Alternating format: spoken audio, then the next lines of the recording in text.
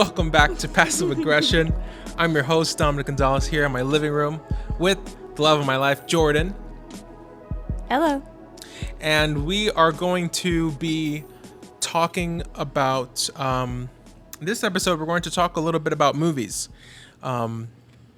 We see movies every weekend, sometimes multiple times a week. Sometimes double features. Love a good double feature. I've been doing recently like Tuesday double features myself.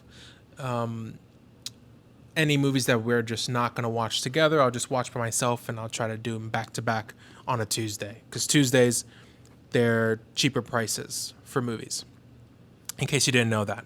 So what we're going to do today, we're going to kind of share our thoughts on a couple movies that we've seen recently, but not just all the, I don't know.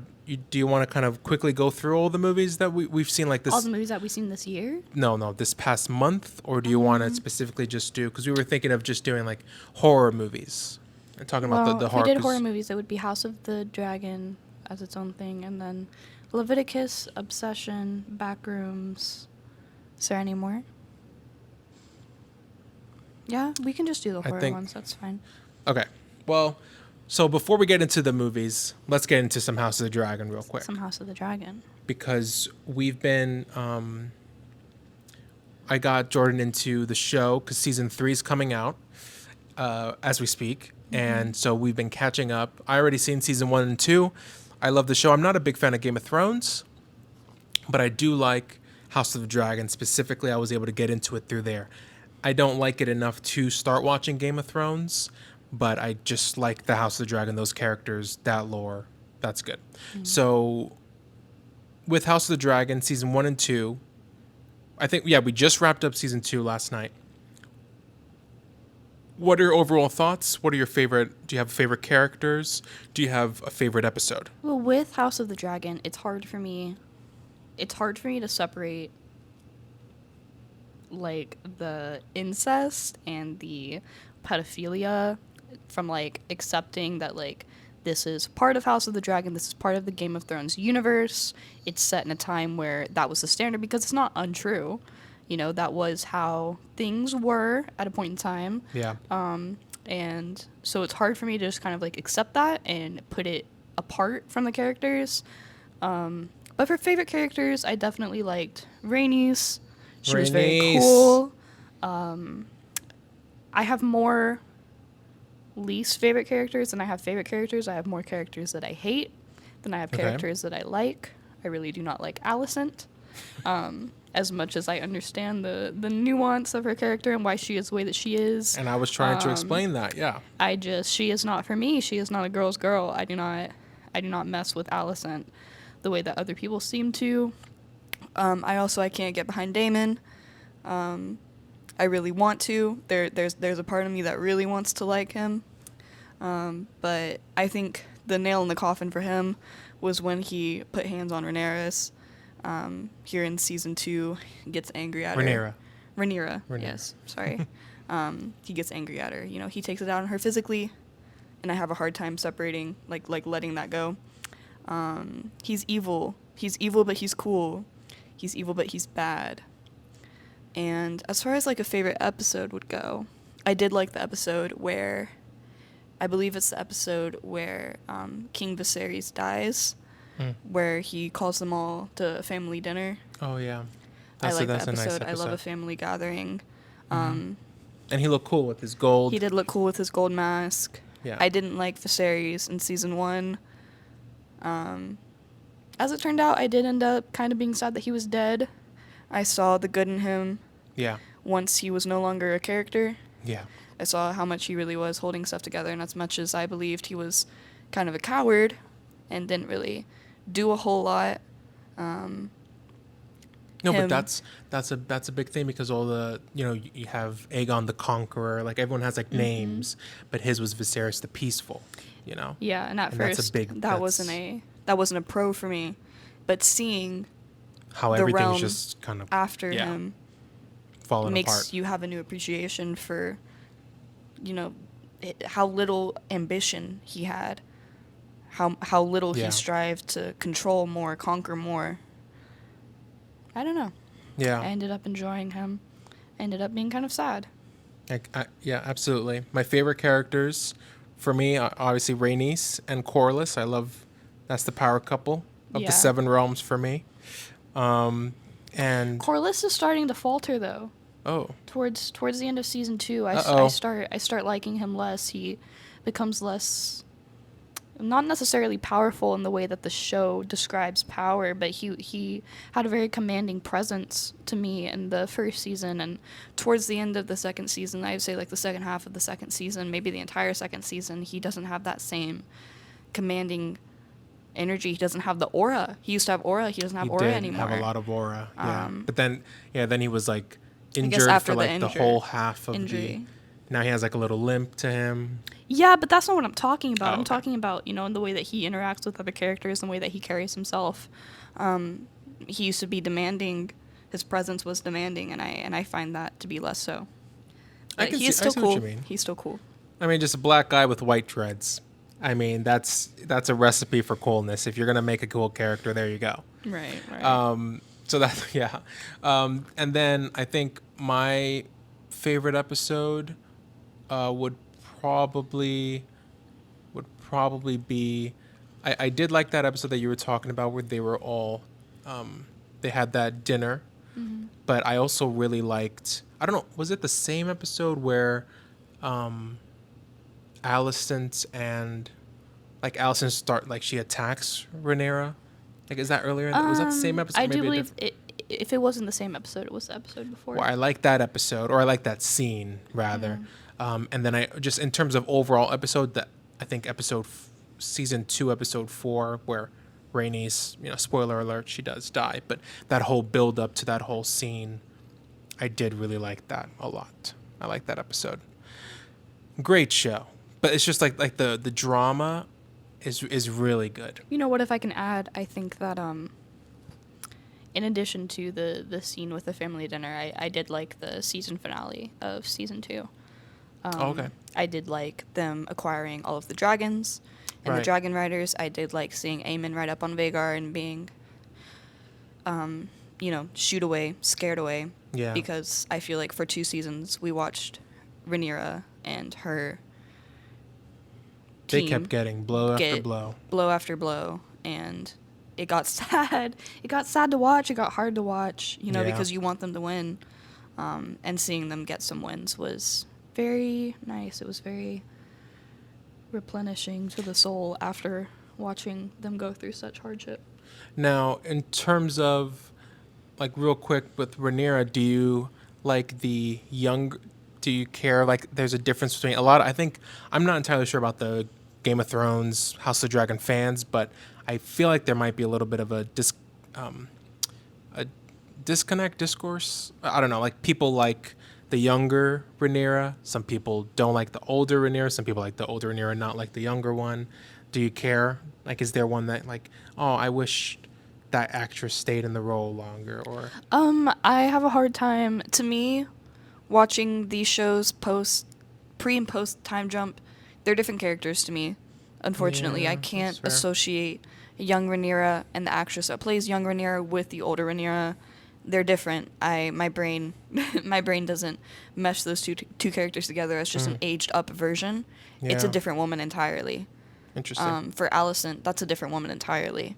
And I feel like if they would have stayed with the same actresses, maybe done some makeup, SFX to make them look slightly older, my opinion would be different. But as of right now, I have a hard time seeing them as the same character, seeing a through line through the beginning of season 1 to the end of season 2 with them.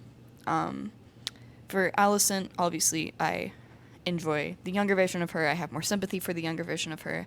There are decisions and actions that she takes when she's older as queen that I don't agree with, that I can justify in my mind more why she would behave that way as a 15, 16-year-old. Kind of the opposite with Rhaenyra. There are actions that she took as a 15, 16-year-old where I'm that makes sense because you're a child. she's very collected. She's very together. She's very sure of herself. She's very mature as an adult, which I guess would be expected. But yeah, I didn't like Alicent as a child or as an adult. And I did like Rhaenyra as a child and as an adult. Okay, well, that's our House of the. And we're so excited to start season 3. We'll start it today, and catch up finally. That was really quick. That only took us it was a couple weeks. 2 weeks. We just kind of sped through all the episodes. Yeah. Great. So great show, House of the Dragon. So excited. Great If you're show. not watching it, check it out. What are your opinions on Daemon? I never really liked Daemon. I just think I like how he looks. When he's aura farming, I guess you would say he's a very imposing looking character. But Yeah. I think Do you feel the same way about Aemond? Aemond, I think he's kind of trying a little too hard to be. I think Daemon has it naturally, that Yeah. natural kind of medieval swag. Mr. Matt Smith. Mr. Matt Smith, but whoever's playing Aemond, he's trying to have that medieval swag. Well, and I don't know think it because we works. looked up pictures of him as the actor. It's just kind of his face. It's not even necessarily that he's trying so hard because in the show you could say oh, this actor is holding his face in this specific way. Oh no, yeah. I mean But it looks like that's just how he looks. Yeah. But I mean more how he talks very, and his eyes are so wide. Or his eye is so wide. Right. And he's trying to move like Daemon, and it's not working. Okay. In my opinion. Okay. And anyways, but yeah, both of those characters I don't really care for overall. Do you care about Aegon? No. I don't care about Aegon. I care about Helena. I like that character because she's interesting. Yeah. I think She's interesting. they haven't really fully explained her powers. Maybe there's more of that kind of character in Game of Thrones. As she's another type of person like that, but they're not really because she can see into the future a little bit. She has she's able to have these little riddles, or I don't know. She kind of sees a little bit into the future, and then this past episode she was having a full-on conversation with Daemon from across the realm. Yeah. Up until that moment where she was speaking to Daemon from across the realm, I didn't think so much because you kept saying powers. It was more so just intuition, female intuition, Yeah. very intuitive, very something's coming, whatever, as women can be. Yeah, that's fair. But yeah. with her speaking to Daemon from across the realm, and also the introduction of Alice at Harrenhal, introduces a more supernatural, Character. witchy, Yeah. kind of character that can exist in that universe, Which I think is cool. is very interesting. Love a witch. I don't understand where Helena would have learned about her powers, if she has powers, let alone how to harness them in order to reach a specific person at a specific time.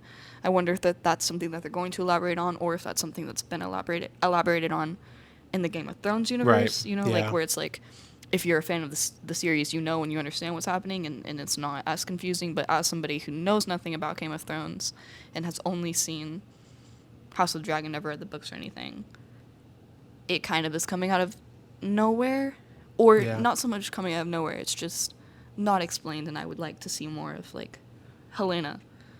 What is she up to? Right. What is she doing? Yeah. Well, okay, let's get into some movies. Okay. We have a couple movies to get to talk about. Horror movies. Let's just go ahead and get Backrooms out of the way because I don't have very much to say about that. Okay. Yeah. I personally, Dominic did take me to see Backrooms at a crisp 10 a.m. It was early in the morning. At a crisp 10 a.m. and I did fall asleep. Great way to start the day. For part of it. And a lot of my coworkers were very excited to see the movie, and there was a lot of buzz about it. And when I returned to work after having seen it, and more people saw it and we would talk about it, I was met with very much you didn't get it. When I would say I wasn't super interested, I feel like the movie lulled a lot. And if you are somebody whose boyfriend is taking you to see the movie at 9 a.m, or somebody who needs stimulation to be kept interested, it might not be the movie for you, because I feel like there were sequences and sequences where it was just ambient music. There was no dialogue. There was nothing of note happening beyond him exploring the rooms, and I found it very easy to close my eyes and drift off. Fair. Yeah, I think it was a movie that if you had to really like get into the lore before and to really The lore. appreciate it. Yeah, that's a big part Like of you it have to as be well. a big fan of Game of Thrones, the Backrooms to be like, oh, that kind of, because I remember seeing on social media there was like a part of the trailer where it had like those people in the hazmat suits and and someone was like, oh my god, they're bringing in the hazmats. So that must be like a big thing with the lore, but I didn't we're just see like, much of it. we're just like, huh? So Yeah. it didn't. Yeah, I think we Also, needed to appreciate it more if we. As far as like the entity, do you remember the guy's name? Captain Clark. Captain Clark. The entity of Captain Clark. I remember before the movie, I saw the guy who was going to be playing the entity, the basketball player. I like saw that he was going to be in it, and I looked at pictures of him, and I was like, Basketball yes. player. Yeah, the basketball player. The guy is super, super tall, super long arms, super long legs, Oh. kind of freaky looking. Oh, he was Apparently he was in he's- the role. That yes, we Interesting. spoke about. You knew I don't this. think we did. But he apparently he's talking about been in horror movies. He likes playing on the fact that Is that the he- same guy that was in Alien Romulus? Or is Yes. that a whole? Yeah. Yeah. He likes that he's a little freaky, and he likes to play on it, and he likes to use it to, I guess not necessarily his advantage, but to play characters that are a little bit scary. Yeah. If you look at the guy, Backrooms entity actor, he's freaky. He's cool. He's horrifying. I feel like I don't know Backrooms lore beyond like it popping up on my For You page here and there. But one of the things that I apparently just like didn't get was the lore of the entity being Captain Clark himself, and I like a lot of my coworkers went super deep and retrospective with it. And that's not necessarily me. I thought that it would have been much scarier if, because the guy, it looks like he's in a costume. It looks like a mascot. And I didn't find that necessarily so scary as far as like what I was picturing in my head when I saw the actor, maybe with like uncanny valley makeup, really like crawling at you, running at you. I pictured it to be much scarier than it ended up being in the movie. Overall, the movie could have been. It really is a slow burn. I liked the therapist character. I liked, but I wasn't entirely sure what they were trying to say about her, like, with her mom. Yeah, and like her family home, like they kept. I'm like, They kept cutting do I back not to really it, and I didn't understand get what's it. going on here? Yeah. But I liked that the movie is about someone who wants to be an architect and someone who wants to understand people's minds or to help. So it's about minds and architecture, and that's kind of the back rooms, because the back rooms is just a build is architecture that has its own mind, and it like remembers things. Very So I true. thought that was very interesting that okay, the main characters would be someone who wants to be an architect and someone who's currently a therapist. Yeah, that does make sense. But yeah, so I thought that was kind of interesting. Yeah. But that's me like really stretching to grab something that's like, Yeah, a lot of my coworkers when they were talking about it, I was like, all right, like you are stretching to understand To this find and for meaning this and- to yeah. find meaning in it. But for them, I mean, they really liked it. They really enjoyed it. They did feel that it was very deep and they connected with it on a personal level. I think that's just not the experience that I had. I think it's more impressive that it just is a movie rather Yeah. than what the movie is, but just the fact that Kane Parsons was able to It was make very it a impressive. movie, Yes. and him being so young directing it, I think that's just like really cool. Agree.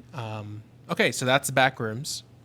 How many out of stars? How would you rate it out of 5 stars? Out of 5 stars, I'd give it a 3.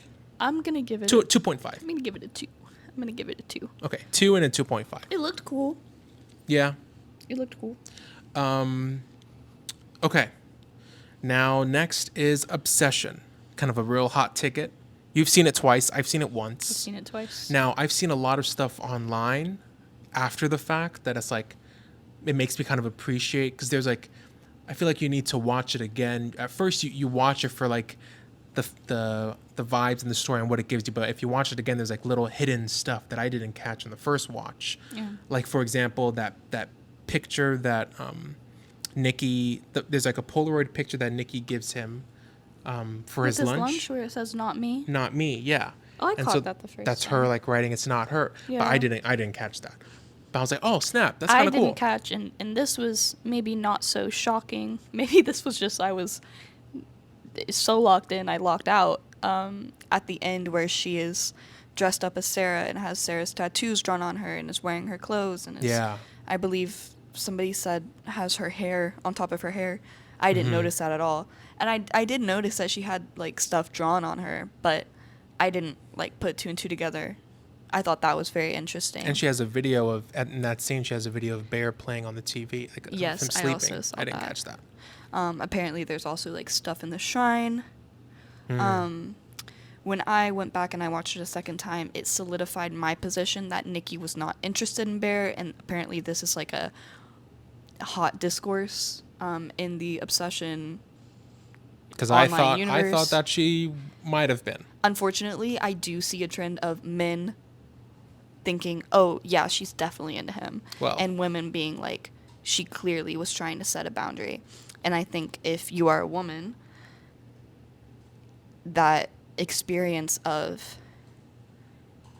you have a male friend and they can't accept you as a platonic relationship in their life, and there is always that awkward conversation, that awkward moment of, oh shit, you have feelings for me. Now we have to go down this path of, I'm going to try to avoid it and hope that you never make a move on this. Mm-hmm. You do make a move on this and now I have to shut it down. I'm going to try to friend zone you so that way this doesn't turn into something that ruins our friendship, so it doesn't become this awkward, uncomfortable block in the road for us, or it just ends to that friendship dissolving entirely. Whereas I feel like men do kind of teeter mainly on the experience of, well, of course she's into me. Well, of course she's sending me this signal, because I do think that men struggle with rejection. I don't think that that's an experience they welcome. I think it's something that, like, you really have to reject a man in order for him to take a no. Men do not take no. And Well, especially when you're friends with somebody, it's hard to just hint to, like, hey, dude, don't do this. Hey, let's not. I'm not into you like that. Let's not make this a thing. I liked the idea of her potential. Now, I thought that that's what they were doing. They were going not with, like, just thematically. I think it will make the story a lot richer, because in the event that she did end up like, It's she more did like tragic. him the whole time. It's more tragic. It's So more tragic. tragic. I liked that idea of, like, he could have avoided all of this if he was just not insecure and just told her to his face. Now he's trapping this girl and doing Yeah. something that she, and now everyone's dead Now everyone's dead. because Now you just everyone couldn't. is dead. You couldn't just. Now man you're up. dead. And now you're dead. Yeah. So I just like it thematically. I understand where you're coming from, but just thematically, it makes it a lot more tragic. But I also think that's what makes this story really good, because people can take from it a whole different thing. Now, something that is interesting is we talk. I think you said that the director. I didn't see that he said this, but you said that the director said it's not a possession film.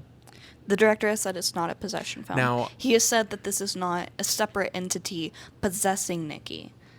Now, that doesn't fully make sense to me. Yeah. But I have seen that is what the director has said. So the only thing I'm just like a little bit. There was also another. Okay, real quick. There's another theory that I saw, was that the person at the gift shop, the girl, at the gift shop, her wish was to be a man, and then the man like. So, what does that have to do with anything? well, because then at when he comes back to the gift shop, then it's a man at the gift shop. Yeah. And he said, I don't know, it worked for me. Like the gift worked, like the wish worked for me. Yeah. So it's just saying that the wish can be good or bad for people. So well, the that's thing just one that funny they thing. have very clearly established is that there is no trick.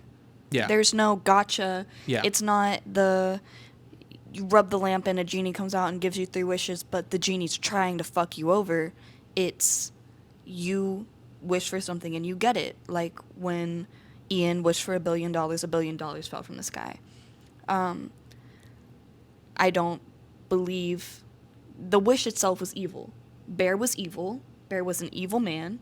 Bear was not a character, and I like this in the movie, and I feel like the trend in horror as of late of evil men being evil and not being a character to have sympathy for, I really like, where he wished to take away her agency, and he had opportunity to prove where he was trying to do something about it, where instead of trying to say, oh my god, I've trapped this girl, release her, it was, no, keep her caged, make her act the way that I want her to act. Well, I don't think I genuinely don't think he was a bad person. Oh, we don't even have to have that argument right now. I think he was just he made a dumb. It was just it's the choice of words. No, it's not about that, because in the instances where he's trying to fix this problem that he has created, his go-to is not, do not force this girl to love me. Do not force this girl to be in a relationship with me. And that's not what she wanted. She did not make this choice. No matter how you put it, he knows that this wish is associated with why the two of them are in the situation with each other that they're in. He does not wish to free her. He does not wish to release her. He does not wish to give her her choice back and her freedom back. He wishes to take the idea of her and the idea of this relationship that they could be in, that he has in his head, and force it upon her. Well, but then that's where you get to, because this whole story only happens in like the span of a couple days. But he does several things. He goes back to the shop. He makes that phone call, and he says, I want to alter it. No, I just want her to be less crazy. No, I still want her to love me. I still want to have sex with her. I still want her to live with me. I still want her to be all over me, but she's too crazy. But can you make her less crazy? Oh, you can't? Okay, well then just forget it. I guess you can cancel the wish. He still wanted to take advantage of the situation. He still wanted to take advantage of the fact that she did not make the choice to be with him, because if she had wanted to be with him, in the short moments of film that we have where she is not impaired, he has opportunity, and there are opportunities for him or her to go on to each other, and that doesn't happen, and it's obvious that that's not the path that was waiting for them. Now, what I was gonna say is, but even if it was, it's not okay. What I was gonna say is, like, he tries to, he makes the phone call. He also goes to his friend and is like, I need you to just say I never made the wish. But that's after people are dead. Right. That's after he realized it's a little too far. That's after his life is at stake. That's after there's violence at play. That's after she's killing and cooking up and feeding him his cat. Yeah. That when it was, this is a girl that I like, and now whether she wanted it or not, I get to fuck her, and I get to take her on dates, and I get to have her in my house, and I get to have her obsessed with me, and I'm her purpose for living. It didn't matter. He didn't care about her dreams and her future and her goals. But he cared about controlling her. With this, I feel like it was just believable because he didn't immediately know that it was. He was like, did this work? Did the thing? That's why he went back to the shop. He was like, you got to get rid of this because I think it's actually working. Because at first he's like, I mean, is this real? I did make a wish. He goes back to the shop later in the film. Yeah, he makes the call. He goes later. Yeah. But so he tries to right his wrongs, but it is a little bit too late. But It's too late. Yeah, it is too late, and it's what definitely makes him a bad person is that he didn't care until his life was at stake. He didn't care until Sarah's face got bashed into 1,000 Yeah. pieces. He didn't care until the relationship that he wanted was no longer in reach, because it wasn't. At that point, even if Ian made a wish and Nikki snapped into the perfect girlfriend that Bear actually wanted, Yeah. he had already seen her commit these atrocities. She was tainted in his mind. The idea of him and Nikki, the idea of this girl that he wanted and the relationship that they would have was ruined because he saw her yeah. I think be a monster. the whole movie, I was like, okay, this guy, I understand, like, he was just misled, like, he made a mistake. But the instance agree where I there. feel like, because I didn't think he was a bad person, like, he was just, it's an awful choice of words, and I don't think, I wouldn't have thought like, oh, it is removing her agency. I think he's just thinking, okay, there is no reality where she even has, it's just like, in this Well, wish, she just loves me, and I'm not like taking anything from her. Yeah. After the phone call, he hears her screaming, okay? Yeah. And that happens. And then, later on in the movie, Nikki breaks through and communicates to Bear. That's And where I in think the that switch moment, was, where he's like, where he says, "What's so bad about being with me?" Yeah. And she's saying, "Please kill me." Yeah. And he chooses to still go out and seek a way to not free her, to not help her, Yeah. but to force her deeper into this role of Yeah. the girlfriend that he wanted to have. That's where I And think- it makes me sick. And I think that there will be a distinction between men going to the end of the movie and thinking, well, he made a mistake. Men like you getting to that point where they're like, well, he didn't have bad intentions, but then, my opinion on him switched. Whereas women, especially women who have been in gross situations with guys from the beginning, are like, oh shit, here we go. yeah. But That's why they're dubbing it incel horror. I find that very funny. well, that's where I like that switch of him being like, is it so bad to be with him? It's like, oh, now Girl. now you know what you're doing. Yeah, but he knew what he was But I doing think from up the until that beginning. point, I was like, oh no, he's just going deeper, and he doesn't realize. But then he realizes that. Anyways, so Yeah. that was good. But the thing that I don't necessarily understand is that whole phone call thing. Yeah. The customer service. I like the idea of the lore of, like, you call it. There's a guy who is actually Curry Barker. He's the director who was the voice in that scene, Yeah. which is kind of fun. But I like that lore that you can call that number. But how? So if it's not a possession film, how is she? How is she screaming? Where? That's my It feels like that's hell. Like you're contacting issue as hell. well, where I think that it would be, because he has said that he wants to make sequels with different wishes, or like Yeah. a TV series Yeah, or yeah. something, but with like different wishes. Whereas I think it would be very interesting and scary, and add to the horror element of it, and add to the Bear is a bad person element of it, where what's happening to her wherever real Nikki is being kept, because those screams are like of someone being tortured. Those screams are Yeah. horrible and haunting, and clearly show a distinction between the person that Bear is interacting with, the whoever is controlling Nikki's body, Yeah. whereas her spirit or whatever is trapped somewhere, Yeah. going through who knows what.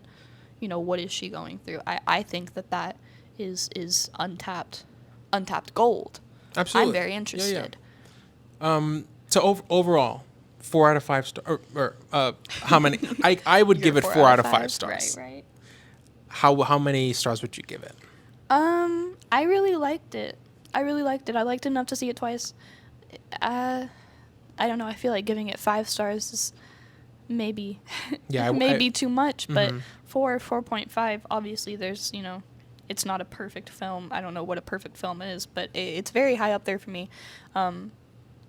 Everything aside, how I feel about the characters aside, all of that, I found it to be very enjoyable to watch.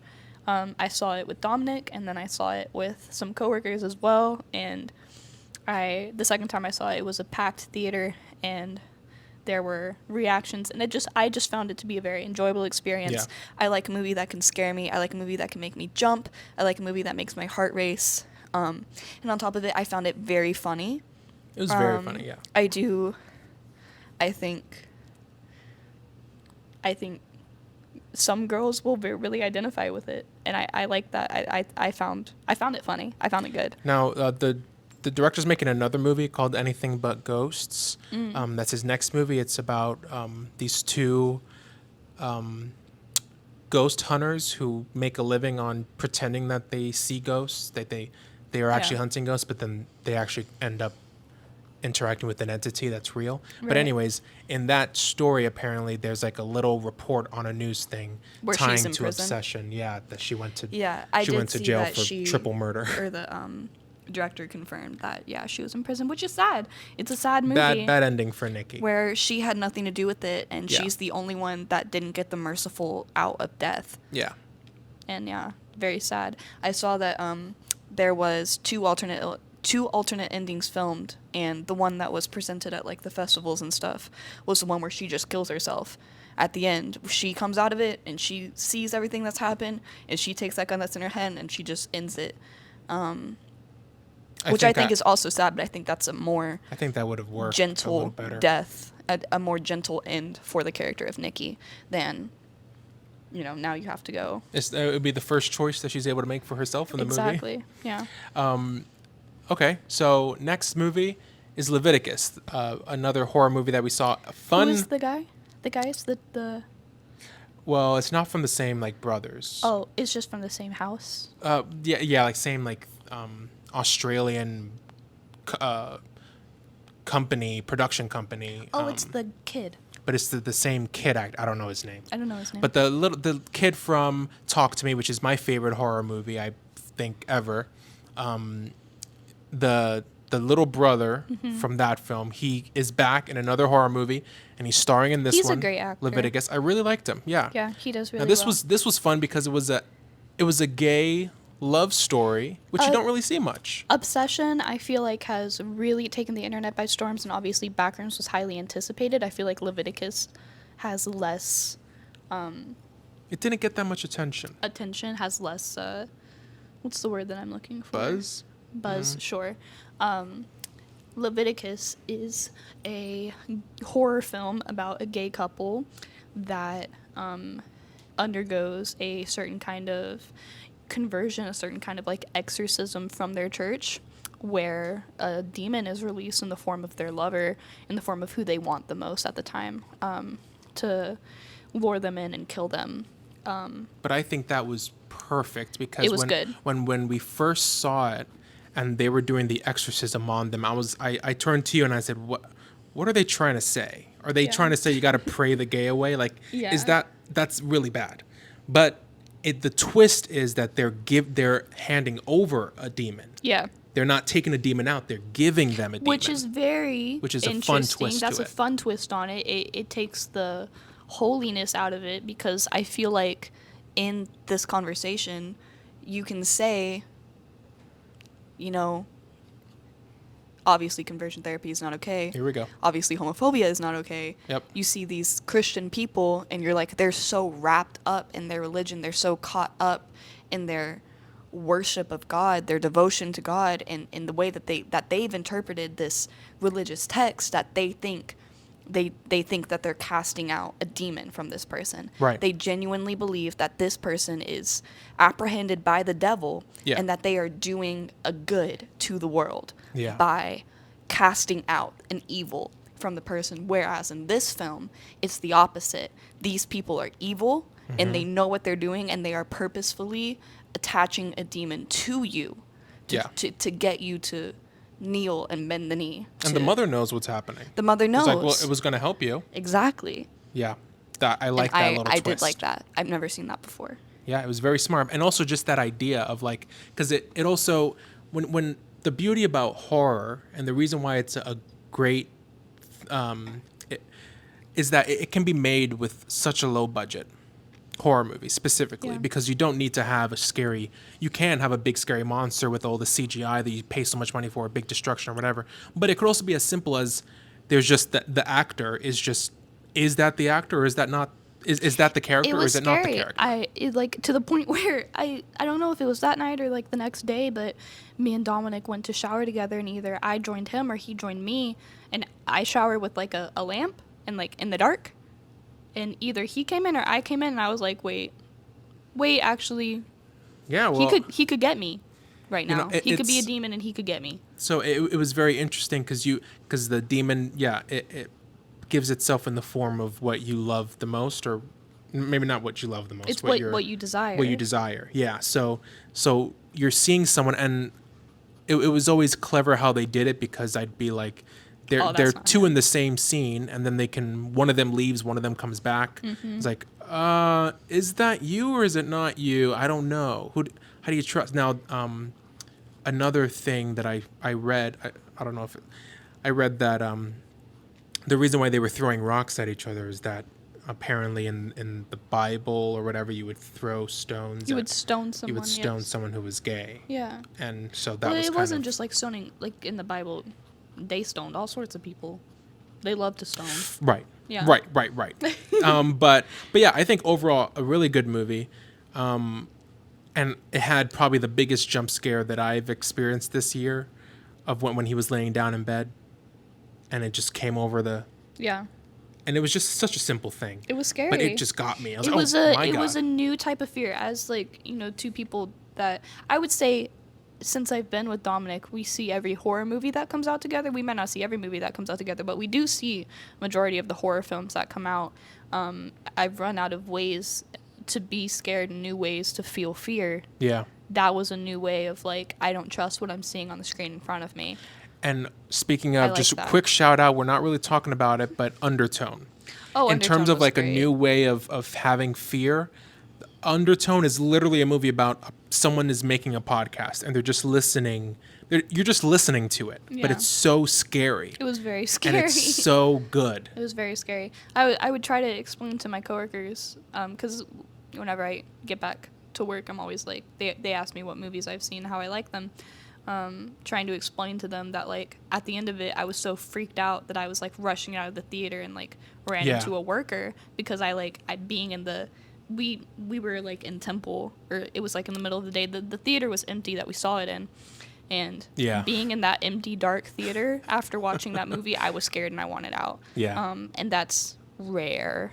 Yeah. For horror movies, because I feel like a lot of the ways that horror movies scare you is it's recycled. You've seen one, you've seen 1,000. Mm-hmm.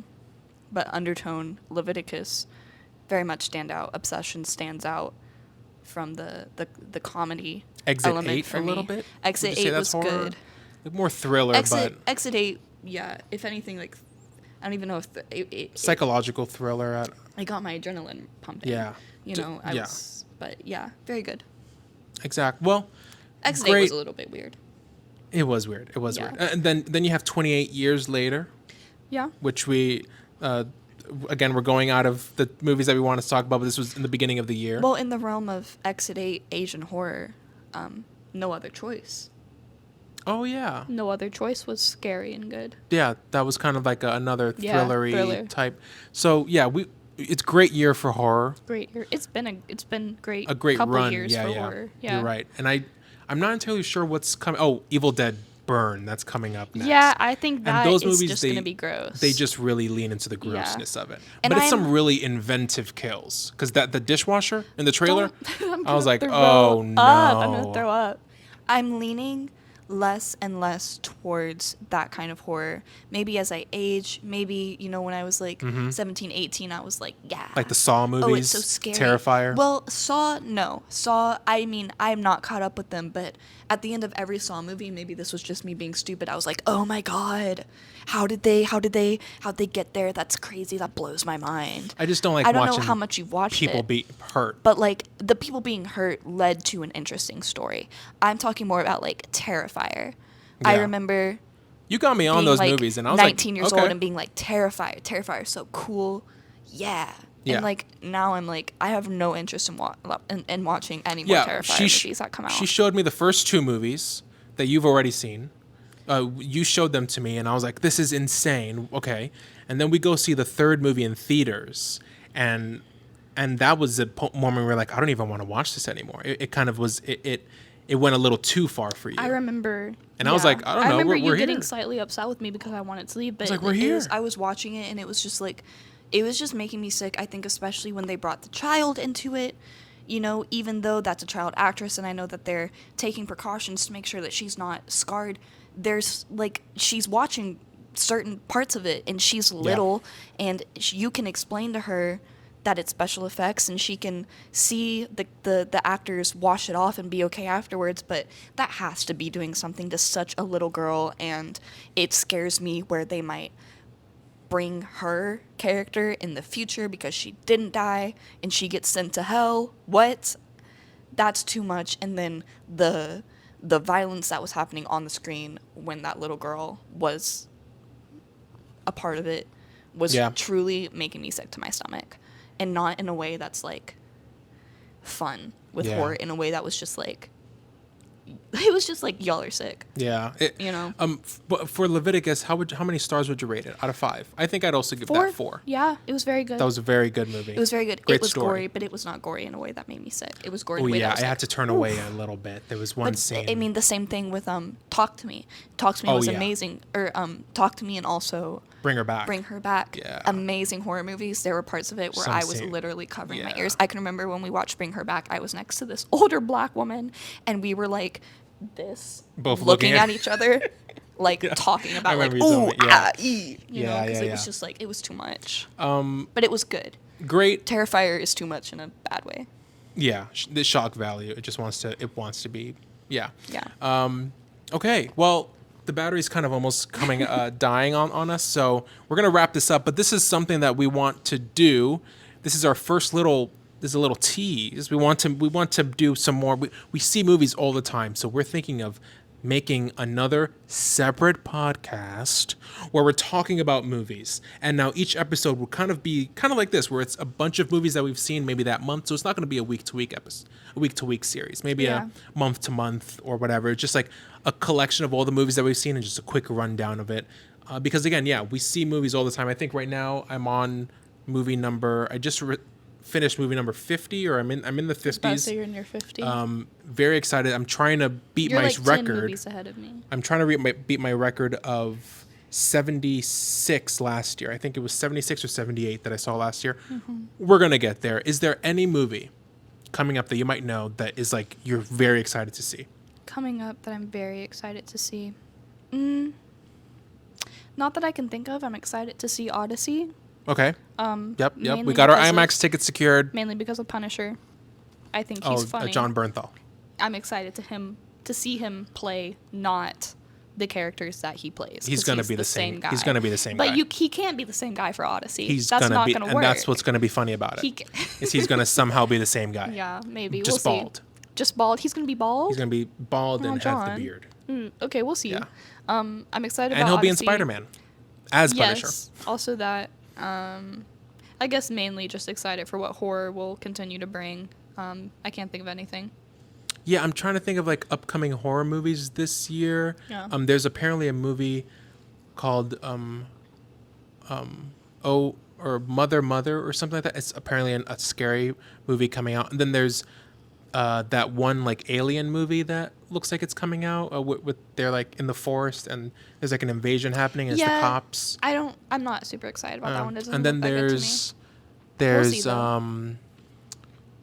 There's another horror movie. You know what I would like to see? What? Another movie from those Australian brothers. I know. I would like to see, they produced, or not, they did whatever. They made Talk to Me and they made Bring Her Back. I would like to see them do something else. Both insane movies. They're insane. Insidious. Insidious. That's one that's coming out this year. I don't care for the Insidious franchise. I know a lot of horror fans do. I could not get through the first movie, so I have not locked into that. Maybe I should, but even the trailer for this one does not pique my interest very much. One movie that we missed was Resident Evil. That's another one coming out. We didn't see Passenger. We didn't see Passenger, and apparently that from the reviews I've seen, it's really the generic horror movie. Well, that's so okay. it's not like it doesn't Didn't miss much. Werewolf. That's Robert Eggers' next film. Instead I like of a Robert vampire, Eggers. He's cool. instead of Dracula, it's a werewolf starring Aaron Taylor Johnson Okay. as the werewolf. Of course. And then DC has the Clayface movie. You haven't seen a trailer for it yet, No. but it's a DC movie, and they're going to Clayface? horror. Yeah, he's DC. It's in the superhero universe, he's a Batman villain, and this is a horror movie about. but they're him? making it a body horror film. Oh, you don't Yeah. like body horror. I don't though. like body horror, but I might have to watch it because it's DC. What is That's how it they'll get about? me in. What is Clayface? Well, Is I he don't clay? really. Yeah, he's made out of. He can shapeshift his body to whatever. Okay. But this story, I think, is about a guy who's like a really famous actor, Mm-hmm. known for his looks. He undergoes a procedure and it goes wrong, I guess, and he ends up his face is like it melts. Like he ends up having this thing where he can just like shapeshift his body to whatever, and now he loses his beauty. So it's kind of like a Substance V2. kind of like a substance. All right. Anyways, yeah, we've been going for a long time. Wow. Okay, that's good. So this might be a two-parter. I don't know. We don't have anything more to say. No, like I might cut this into two parts. Right. I was like, we can hang it up. We can be done. Well, Okay. thanks so much for watching and listening. Like, comment, subscribe on the YouTube. Dominic Ness on Smash that YouTube. like Smash button. the like button. Go ahead. Leave a rate and review on Apple Podcasts, Spotify, whatever, and we'll be back with It's a rate. with some more like you rate the podcast out of 5 stars. 5 stars. Yeah. Anyways, bye guys. Thanks for listening. Bye and watching. Bye. Bye.